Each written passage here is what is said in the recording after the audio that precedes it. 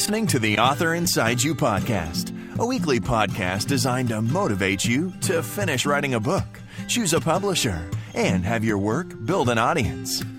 Keep listening if you're looking to get propelled into the next chapter of your life. And now, it's the Author Inside You podcast with your host, Leah and Matt Rafferty. Hello, and welcome to the Author Inside You podcast. I'm Matt Rafferty. And I'm Leah Rafferty. Our guest today is Aaron Walker, author of View from the Top, Living a Life of Significance. Aaron's been an entrepreneur for 38 years, starting his first business at the age of 18. Since then, he started, bought, and sold 12 successful companies. Aaron, thanks for joining us today. Hey, Matt and Leah, thanks for having me on, man. What an honor it is to be on the Author Inside of You. This is going to be exciting. Thank you. Well, thank you for taking the time. Well, Aaron, it seems like you've been a very accomplished person. How did all these accomplishments make you decide that you wanted to write a book? Well, Leah, I'll just be honest with you. Originally, I didn't want to write a book. I retired when I turned 50 about 6 years ago, and I'm in a mastermind group with Dave Ramsey and Dan Miller and Ken Abraham. Some of those names may or may not mean anything to you, but one day I was thinking about, man, I would love to tell my story, and then I got nervous, and I said, I'm not going to do that. You got Dave Ramsey selling millions of books, you know, and then he sat on my right side in this mastermind group, and Ken Abraham sits on my left. Ken's got 115 books to his credit. He's written books, you know, for everybody that's anybody. I could name off a list of who's, and he's written their books. And I thought, who in the world would read my book? I mean, this is like, these guys are selling millions of books, and like Robin and my mom and my daughters may buy mine, and that's going to be it. And then Ken Davis wrote Fully Alive. He's in my mastermind group also. And he said, hold on, Aaron, time out. He said, when I wrote Fully Alive, he said 17 people the first year wrote me an email and said, hey, I didn't commit suicide because I read your book. And he said, what if one life gets changed as a result of reading your book? Would it not be worth it? And I'm like, you're dadgum right, it'll be worth it. And I'm going to go write my book. And that's exactly what I did. I hired a writing coach, and he helped me over the next 2 years. And it took that long for me to completely get it the way I wanted it. And then we just recently launched it. So, yeah, I didn't want to do it, but I felt like it was incumbent on me to tell my story and to share with other people some of the past failures and successes that I had experienced to maybe help take their life to the heights that they needed to go. You're looking at trying to motivate people and telling people they're not alone. Yeah, absolutely. I mean, because, listen, I didn't want to do it. I was scared. You know, I had this ceiling, the upper limit challenge that Gay Hendricks talks about in his book. You know, you got to push through some of those upper limit challenges, and that's exactly what I had to do for myself. I had to push through and write it for the right reason. People hear people giving them encouragement, but how did you get it? It takes something for someone to say, I'm going to do this. So, well, obviously, if you started all these businesses, you are a go-getter, right? But you after all these accomplishments, you were still afraid to write a book. So what do you think is it about you that makes you move on? Well, first of all, you've got to surround yourself with people that can give you the edification, that can give you the encouragement. You know, isolation is the enemy to excellence. So if you want to be in a really bad place, don't surround yourself with people. Mm-hmm. And I've always subjected myself to the scrutiny of other people because they can see things in you that you can't see in yourself. And they would say, hey, you know, you've got a story in there and you need to share it. And I'm like, who would want to read my story? Who would want to know these things from me? You know, I'm sure what I've said has been said before, but they said, but it's not been said by you. And it's not been said in the context by which you can present it. And I'm like, well, other people can read a book about living a life of success and significance. But they said, you know, there's millions of books out there that some people are familiar with, but not everybody is familiar with every book. And you've got a sphere of influence, and your message needs to be told because it's from your context. It's from the filters by which you view life. It's viewed from all these past experiences, and nobody can tell your story but you. And they really just encouraged me to go for it. And I did. I mean, the scary process is I'll write this book and no one will care. Nobody will buy the book, right? Sure. And you've got to be sure that you're doing it for the right motivation. Nothing wrong wrong with making money. I love to make money, and I love to sell books, and I love the resources it provides. But the truth of the matter for me is there was a bigger purpose. I wanted to help people to overcome obstacles and maybe not have to deal with things and challenges in their life like I had experienced. And so I was willing to be transparent and vulnerable in the book and put things out there that other people could benefit from. Great. After you decided to go for it, how did you get started? What did you do first? Well, there's another guy in my group that owns a publishing company, and he came to me and he said, man, I love your story and I'd love to do your book. And I said, well, I don't have a clue where to start. I don't know my butt from third base. And he started laughing. And he said, listen, we can help you with that. He said, we have people that can instruct you, that can guide you. So I hired a very competent coach to help work me through the process. And so we met week after week, month after month for about 18 months. And we worked through this process, and he helped get it out of me. He helped formulate it. Then he helped lay it out in the sequential order that it needed to go, because I didn't know. You see, that's the hard part for me. It's like, hey, I kind of know, but I don't know what goes where. Mm-hmm. And you can listen to me. I'm country, right? And I'm like, nobody's going to read this. And he said, hey, we got editors, right? We can help you. We can. But the truth of the matter is, let me be honest with you. I'm all about being authentic. And people are starving to death for authenticity. Mm-hmm. I don't believe in the Facebook persona. I do Facebook Lives all the time, and I do podcast interviews. And I tell you the good, the bad, and the ugly, because the truth is we all have those. The truth is that success is not straight up. There's ebbs and flows. There's valleys. And where there is no valleys, there are no mountaintops. And so you've got to grow in those valleys. And even in writing, I'm like, this is a miserable failure. I mean, this is terrible. And I'd start over. And then the coach would help me. Don't think about the whole book. He said, think about this chapter. Think about this event. You got to break it up incrementally. And then he helped me understand that process. He said, we'll get together and we'll make it flow.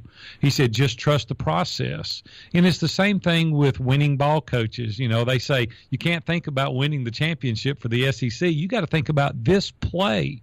Yeah, you've got to think about this quarter. You've got to think about this game. And once we get that behind us, then we'll go to the next play, the next game, the next quarter. And he said, that's the way you got to write this book. And when he said that, it relaxed me. It was like, man, I don't have to see the whole picture. I just got to concentrate on this story, on this content, what I'm writing about today.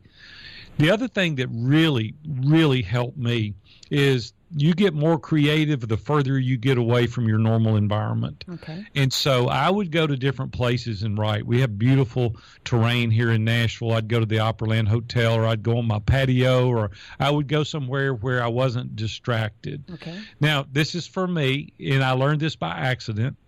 My grandkids were at the house one day, and I was trying to do something on the computer, and I couldn't think. I couldn't concentrate. So I put my headphones on. I love Kenny G. I love jazz.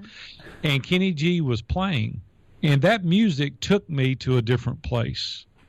And I can't describe it because I don't understand the fundamentals behind it, but 90% of my book was written with Kenny G playing in the background. That's interesting. Because what it did was it got the distractions away. Silence is deafening. It's like, but when you have something in the background, for me, it was very, very instrumental in me writing my book. Well, that's great, because maybe there's somebody out there who's sitting in silence trying to write and can't do it, and you just gave them a tip, put some music on that they like. Right, some instrumental music. So when you sat down with the editor, did you come up with like a rundown, like what chapter, and then start with the first chapter? Or was it just sitting down saying, hey, let me tell you about this one time when I had this business and this positive thing happened or this bad thing happened, and then you just kind of told a bunch of stories and then kind of worked it all into? Well, there was two different scenarios. The coach, the writing coach, I believe is who you're referencing, not necessarily the editor, because we had both. We had a coach that helped me work through the process, and he would pull the stories out of me. It would be kind of an interview, if you will, and we would walk through that, and he would help me. And then I would say something, he'd say, well, that's much more relevant than you are thinking it's relevant, and he would help me couch it that way. And then succinctly, we put it together at the end. And once we got all the stories, there's 15 chapters in my book, then we succinctly laid it out. I gotcha. Okay. And so was one part more difficult than the other, telling of any stories? getting started right. was the most difficult part. Right. Once I got started, it was very energizing to me once I got started, because I started reliving those stories. I started thinking about the fundamentals behind why I did what I did at that time. And see, what's ordinary to you is extraordinary to others. And oftentimes we can't forget that it's in the details. It's in those fundamental little pieces that you maybe discount because it's regiment for you, or it's just the way you know to do Correct, things. But yeah. others don't think that. So when you're writing, and a lot of people can do it through Audible, and they can, I can't do that. I have to see it. So I have to sit down at my computer and I have to write, and I can go back and think about it and think about, is this the right word I want to use? But the thing that I had to be careful about is I was trying at first to make it perfect. And see, the enemy, to launching anything is perfection. And so I'm not a perfect person. I'm a flawed person. And I wanted to be authentic. I wanted to be genuine, and I wanted it in my voice. And I sent some of the things off, and the editor sent it back, and I'm like, who is this guy? This is not, I didn't write that. I would have never said that word in a million years, and I scrapped it. And so then we had to have talks, and then we had to go back and forth. And I'm like, I know I sound like a country bumpkin, but this is who God made me. I mean, this is who I am. This is the way I would have said it. The same reason that I'm about to record my own Audible. And a lot of people have said, hey, you can hire that out. Well, yes, you can, but I want to do it. I want when people to hear this to know, hey, that's Big A. This is him. This is his voice. Plus, I'm going to go off on a little tangent. I'm going to tell stories about certain things that I didn't tell in the book. Sure. And Right. so that's going to be fun. I'll be adding bonus sections to that as well. But the thing is what I've realized is you need to have fun with it. At first, it was very stressful when I started thinking about it. And the reason is because I was more worried about what other people would think than I was concerned about telling my story. And so what I started doing was focusing on the truth. And in the book, I'm very transparent. I really tell about the places that I messed up. I tell about how to set boundaries and how to break free and how to reshape your mind and how to think through your inner circle and choosing those people wisely. And I started thinking about the real way I felt, and I shared that rather than worrying about people reading it and the perception they were going to have of me. And once I got to that place, it was a lot easier to write. Great. Now, going back, I think with the audiobook, I know I'm always disappointed if I hear someone else read the book, because I think there's a connection when you hear the author speaking. Hearing you speak, obviously you're a very good speaker, and there's something about when an author reads it, you get excited or you feel like you're with that person, and it just gives, I think, more motivation, or at least you feel like you're part of that person's journey. Maybe. I agree, because I just listened to Bruce Springsteen's book, and it wouldn't have been good to have some paid voice actor read Bruce Springsteen's book. Having him tell me the story was unbelievable to listen to it. So well, see, that way you feel like you're buddies. You feel like you're sitting in a room. Right. He's sharing his story, Absolutely. and you're hanging out, and you can hear his voice. It's just different. And so I think the thing is that we all struggle with is we want to be polished. We want to be perfect. We want to give that Facebook persona. We want to compare with other people. And I say oftentimes, don't compare your, end to my beginning, or don't compare. We have that on our refrigerator. Yes. Well, but what happens is we all do that, and I did it initially. I'm sitting between Ken Abraham and Dave Ramsey, and we're talking about me writing a book. And you've got a guy that's renowned New York Times #1 bestseller multiple times. And I'm like, seriously? And then I started thinking, you didn't write the only books out there. And there's other things I do have to say. And there's things out there that maybe I could say that Dave Ramsey or Ken Abraham or no one else could have said that would have made an impact on that person. And since we've launched the book, not to boast, but I'm getting people back that are saying, man, I read this and it changed my life. Great. My wife was in the room at my home study, and I got an email, and I started reading the email. I'm embarrassed to admit this. I'm a 57-year-old man. I started crying at my computer. I'm reading this, and I couldn't finish it. I said, Robin, come here. You got to read this to me. And she read it to me. And see, that makes it worth it, right? That one person, it makes it worth it. And so I just think our measuring stick needs to be turned around and look outward rather than inward. How can you impact somebody else's life? And it'll give you that motivation. Right. Who cares if one of your relatives doesn't like the book? If you're some of them did. Right. Some of them did. It's Right. funny you said that. They're like, "Are you serious? You're sharing that about our family?" And I'm like, "Hey, it's my story. What can I say?" It's funny that you said that. I just had that conversation, but that can happen. I promise you, that can happen. Yeah. Great. And Aaron, what are you doing to promote the book? Yeah, well, we're doing a number of things. I've hired a marketing firm in Arkansas, the Artist Evolution, guy named Derek Champagne. He's in one of my mastermind groups. I've hired him. We've done extensive marketing there. I kind of did things backwards. I've done over 400 podcast interviews in the past 36 months. Wow. And I did 100 interviews in a 90-day period to promote the book. We've been on a number of podcasts to get that assistance and that help. We've gotten other people that, endorse the book to do some promotion, Facebook ads, Google AdWords, on Amazon, using those services to promote the Kindle. We've done a very, very extensive promotion. A lot of those things cost money, but a lot of them don't cost money. We do a lot of social media marketing. We've done some contests. We've done some things. Hey, show us the book in some unusual place. Yesterday, one of our followers was on a mountain, the top of a mountain in Washington State with my book. That's fun. He said, "Hey, here's a view from the top." Yeah. And I'm like, yeah, he's on, a 14,000-foot mountain with snow, and he's reading my book. Great pictures. So we've done some fun things like that. We've gone around to social media marketing world and got people like Pat Flynn and John Lee Dumas and Dan Miller and Dave Ramsey and all those guys pointing at my book, and we market those pictures. And it just goes on. It never ends, right? Mm-hmm. We just got it in 190 Hudsons in 190 different airports around the world. Great. As a matter of fact, as we speak today, as we're launching this podcast interview, they went into the Hudsons. We've got it in Books A Million, Barnes & Noble, Walmart, Target. Oh, my gosh. Wow. It's in all of the major bookstores now. So I'm pretty excited. I'm really encouraged by the outcome of the book. And so what do you think the best promotion that you've been doing? What have you had the most success with? Podcast interviews, hands down, no contest. There's nothing that even remotely comes close. Yeah, that's interesting. Someone was telling us that they think the podcasting is the wave of the future because you can reach more people than at a bookstore.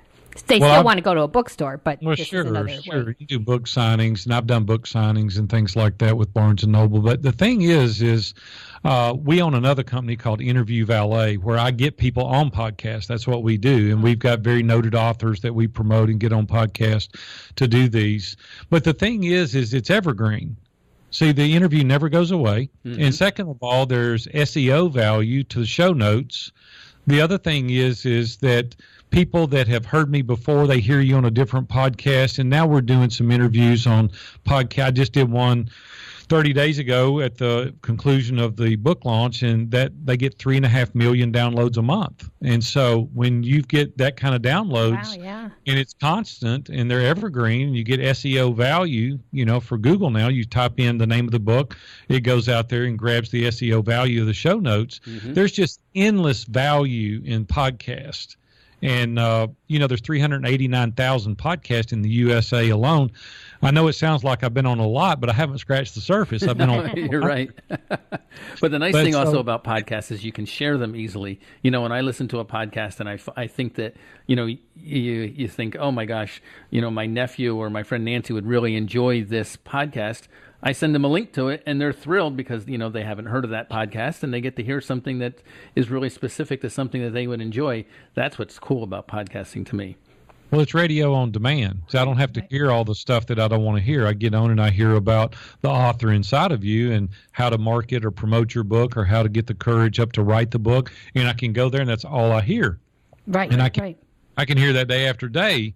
And so it's very, inspirational to me to be able to go to places and get the information that I want rather than information that, the radio waves are out there. And I'm like, I don't want to hear 90% of it. But I'm a podcast junkie. I love podcasts. But it's just very, very valuable. Your mastermind meeting that you have with Dan Miller and Dave Ramsey. So Matt knows about that, but can you explain to us? Sure. Thank you for asking that question. It's absolutely been the most profound life transformational experience that I've been through in my adult life, without a question, hands down. I attribute 50+% of my success to being involved in a mastermind group. And let me give you some of the reasons. I'm very biased. First of all, I facilitate 8 mastermind groups a week. Wow. And then I'm in another group. I own a company called Iron Sharpens Iron.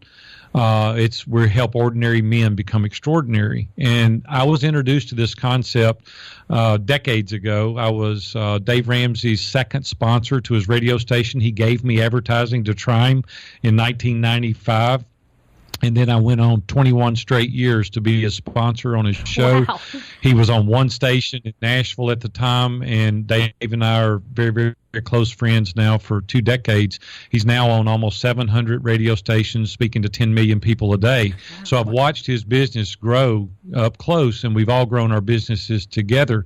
And I was at a concert here in Nashville at the Curb Center a few years after I met him, and he walked up to me and he said, "I'm going to be starting a mastermind, and I'd love for you to join." And I said, "I don't even know what a mastermind group is." And he started laughing.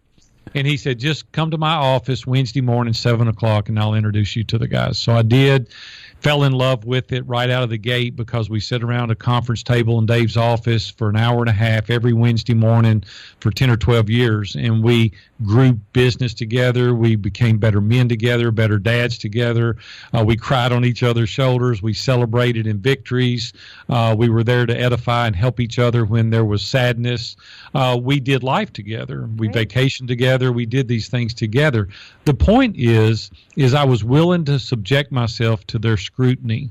And if you're not willing to do that, a lot of people live behind a veil. Mm-hmm. They don't want you to know the truth, because if you know the truth about them, people think, well, they won't like me as much, or they won't invite me. See, it's nothing further from the truth. Strength starts at the base, at the very foundation of who you are, and then you build on top of that.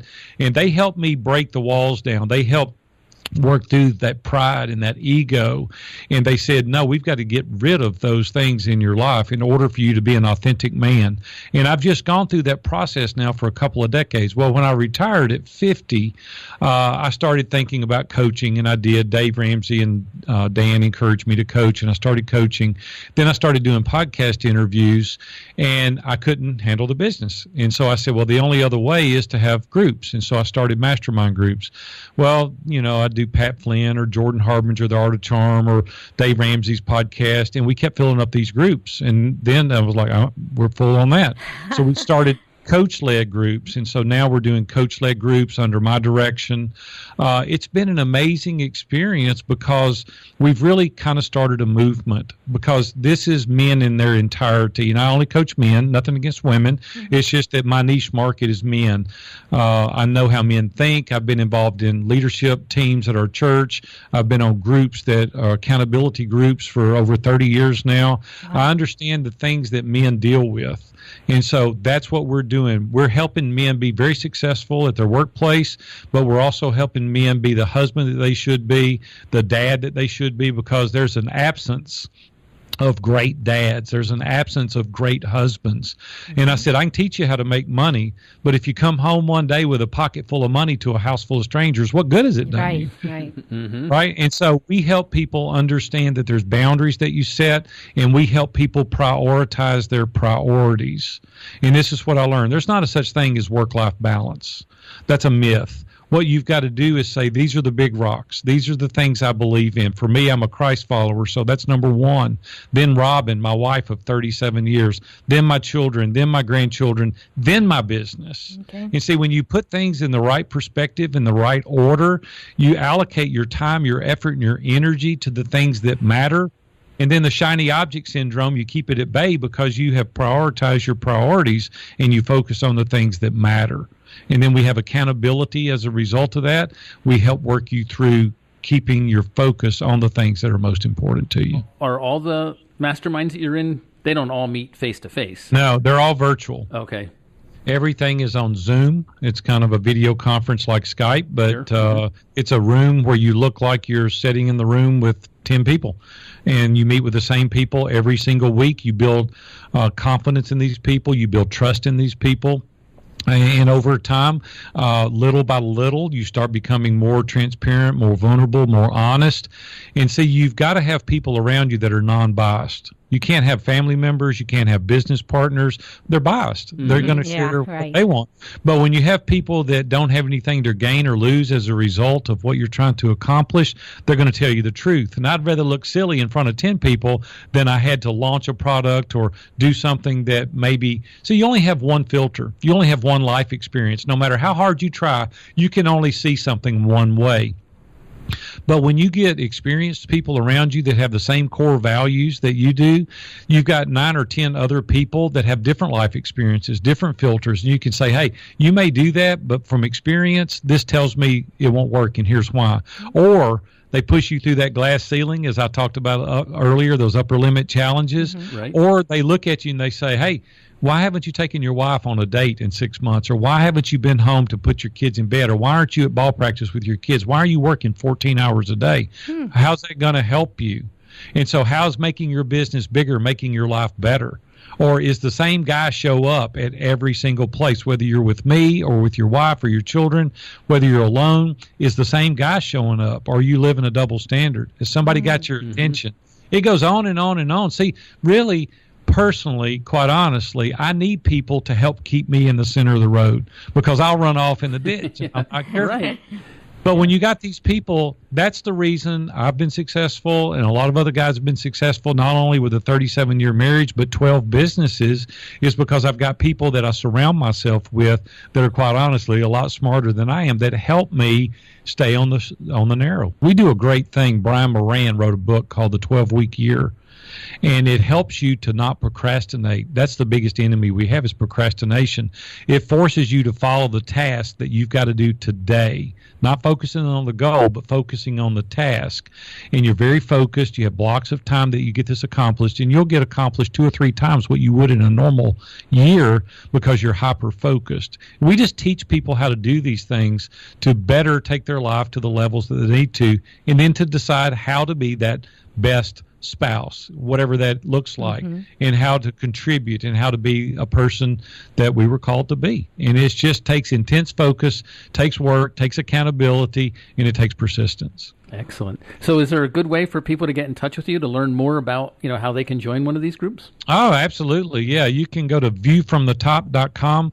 It's pretty easy to get a hold of us. My cell number is there. My email is there.